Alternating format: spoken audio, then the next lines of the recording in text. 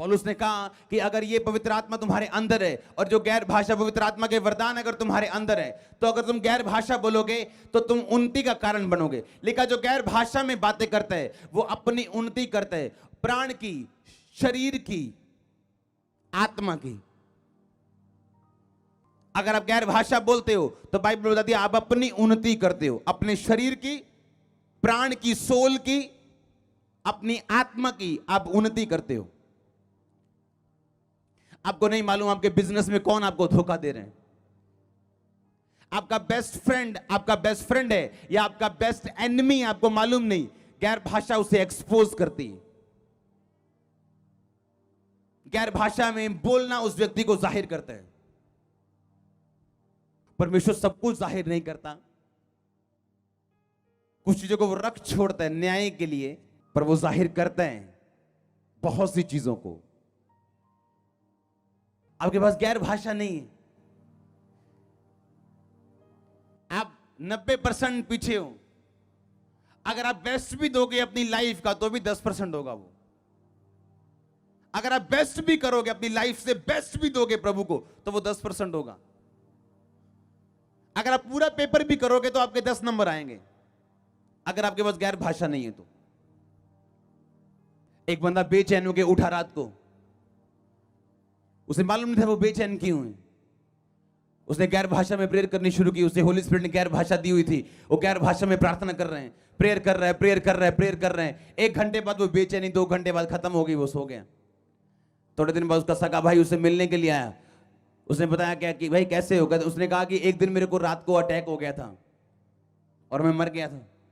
मुझे हॉस्पिटल लेके जा रहे थे और मेरा प्राण मुझसे निकल रहा था, मुझे मालूम था मैं मर रहा हूं। कहता पता नहीं एकदम से क्या हुआ कि मेरी बॉडी में गर्मी आनी शुरू हो गई और मैं ठीक हो गया।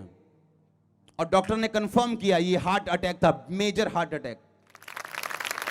और उसने बताया कि मेरे को उस दिन मालूम नहीं था कि क्या हो रहा है, पर मेरे अंदर एक अजीब सी बेचैनी थी और पवित्र आत्मा ने मुझे गैर भाषा में प्रार्थना करने के लिए बोला और मैंने प्रार्थना करनी शुरू की और थोड़े घंटे बाद मेरी वो बेचैनी खत्म हो गई और उसके बाद मैं सो गया। उसने बताया कि मैं प्रार्थना कर रहा था गैर भाषा में, मेरे को मालूम नहीं था करना क्या है, लेकिन गैर भाषा में प्रार्थना, बाइबल कहती परमेश्वर आपके मुंह से उन लोगों के लिए उन विषयों से प्रार्थना करवाता है जो आपका दिमाग नहीं जान सकता, ना समझ सकता है, क्योंकि आपको पता ही नहीं कि दुनिया में आपके पीछे क्या हो रहा है।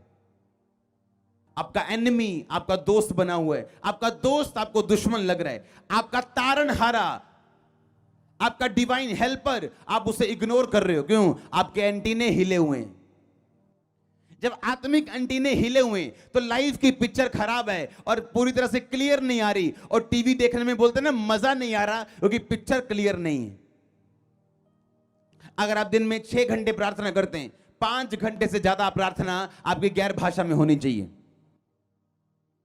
स्मिथ विगल्सवर्थ, इंग्लैंड का एक प्लम्बर, जो दुनिया का सबसे टॉप जनरल में, जिसकी दुनिया की सबसे टॉप के परमेश्वर के दासों में गिनती होती है, आज जो आज प्रभु के पास जा चुके हैं और 10 रिकॉर्डेड मुर्दे जिन्होंने जिंदा किए हैं डॉक्यूमेंट्री के साथ, उनके मुंह के शब्द हैं कि जैसे ही मेरा पांव मेरे मंजे से नीचे आता है मेरी गैर भाषा शुरू हो जाती है और तब बंद होती जब मैं सोता हूं।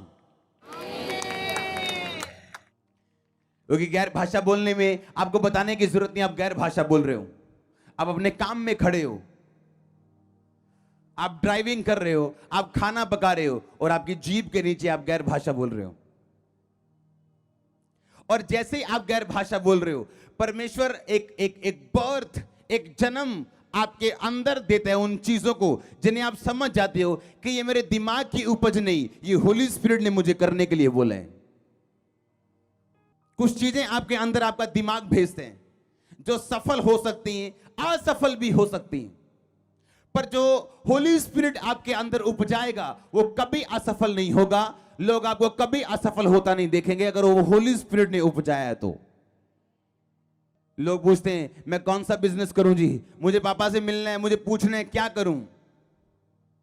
अगर आप पवित्र आत्मा के साथ जुड़े हुए हैं, प्रभु के साथ जुड़े हुए हैं, अगर आप पाप से अलग हैं तो पवित्र आत्मा आपके अंदर जो उपजाएगा वो सफल होगा। पर अगर वो आपके दिमाग की उपज है और आप प्रभु से अलग हैं, तो आप चर्च में आ रहे हैं तो आप मुझे अपने फेलियर में शामिल मत करो।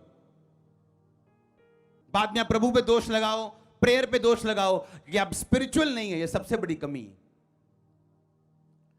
अगर चर्च में 50% लोगों के पास गैर भाषा नहीं है तो आप सोचो क्या होगा कि चर्च में 50% लोग जो हैं वो पवित्र आत्मा की बात को 90% सुन ही नहीं पा रहे हैं। आपके अंदर गैर भाषा के लिए प्यास होनी चाहिए। मेरे अंदर प्यास थी गैर भाषा के लिए, पवित्र आत्मा के लिए। मुझे चाहिए, मुझे पाने हैं। और मैंने बपतिस्मे से पहले पवित्र आत्मा पाया, बाद में नहीं। और बपतिस्मा ये नहीं मैंने लेट लिया है। तब ऐसा नहीं होता था कि हर संडे बपतिस्मे होते थे। तब ऐसा होता था, हाँ जी बपतिस्मा लेना है जी, हाँ 2 महीने बाद बारी आएगी। तो 2 महीने में इंतजार कर रहा हूं। अगर मेरे को उसी टाइम देते तो मैं उसी टाइम लेता, चाहे हफ्ता हुआ था, 2 हफ्ते हुए थे। इसलिए पवित्र आत्मा मुझे पहले मिला था क्योंकि मैं अपना दिल प्रभु के लिए खोल चुका था और कोई काम नहीं था मेरे को।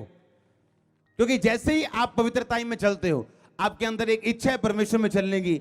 कोई अनकन्फेस्ड सिन आपकी लाइफ में नहीं है। जानबूझ के आप कोई पाप नहीं कर रहे हो। जितना आपको मालूम है उसमें आप 100% वफादार हो, तो पवित्र आत्मा मिलता है आपको। यीशु मसीह ने कहा मैं तुम्हें अनाथ नहीं छोड़ूंगा। आप अनाथ होकर होली स्पिरिट आपके पास नहीं है तो। अनाथ बंदे की लाइफ, जब वो सुबह उठते हैं, उसकी मम्मी उसे उठाने नहीं आती, उसका बाप उसकी सुरक्षा नहीं करते हैं। वो अपनी मम्मी खुद है, खुद खाना बनाता है, अपनी सुरक्षा खुद है, क्योंकि अपना ध्यान आप रखते हैं। और उसको पूछ के देखो उसकी जिंदगी कैसी है।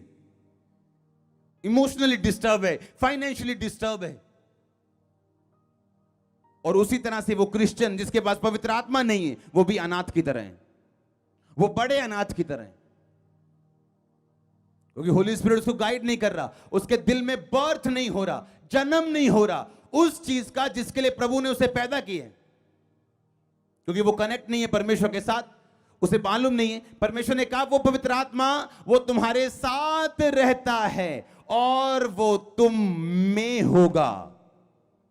वो साथ रहता था जब तक यीशु मसीह जी उठ के ऊपर जाके पवित्र आत्मा को भेजा नहीं, तब तक वो साथ रहता था। मूसा हो, अब्राहम हो, पतरस हो, तब तक वो साथ रहता था, अंदर नहीं। अब वो कहां रहता है? आपके अंदर। जैसे जैसे आप पवित्र आत्मा में बढ़ते जाओगे, आपकी बुद्धि शार्प होती जाएगी। आप समझ पाओगे, आप जान पाओगे, आप सॉल्यूशन, आप प्रॉब्लम सॉल्वर होंगे, आप सॉल्यूशन देने वाले व्यक्ति होंगे, आप मशहूर होंगे सॉल्यूशन मैन के नाम में।